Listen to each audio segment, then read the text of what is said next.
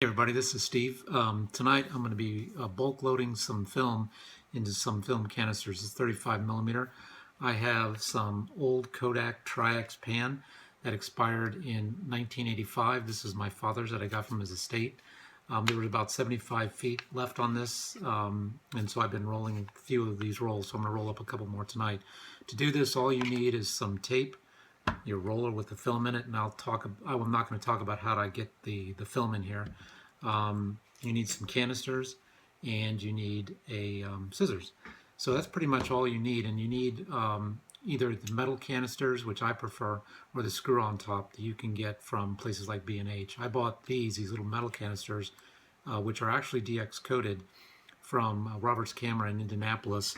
Which is nice about this is because it is DX coated 400, I can put it in a larger range of cameras and get that 400 speed without having to set it manually.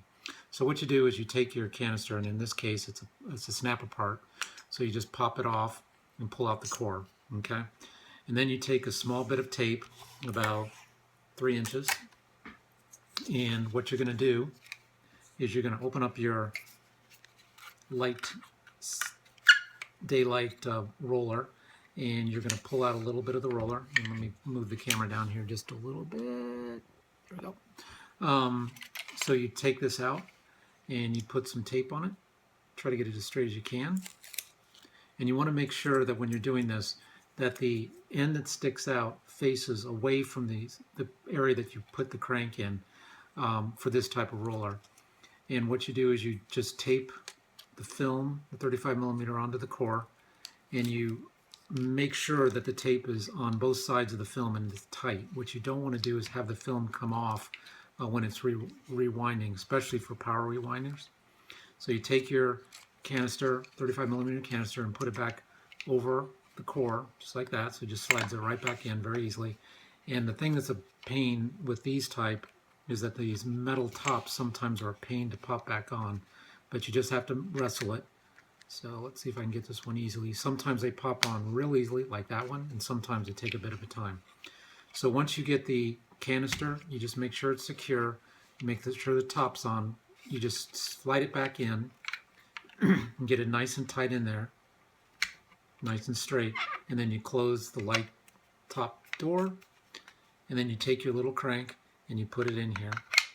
And you crank it the number of times that's listed on the side, and in this case I'm going to roll for 24 exposures, so in the side says I crank it 24 times. So here we go. So 1, 2, 3, 4, 5, 14, 15, 16, 24. Okay, there we go. And you take out your crank, and that locks this in, by the way. Open it up, pull out your 35 millimeter canister, and then you just cut it. And then what you're going to do is you're just going to cut a leader on here, and just make a little tail with your scissors,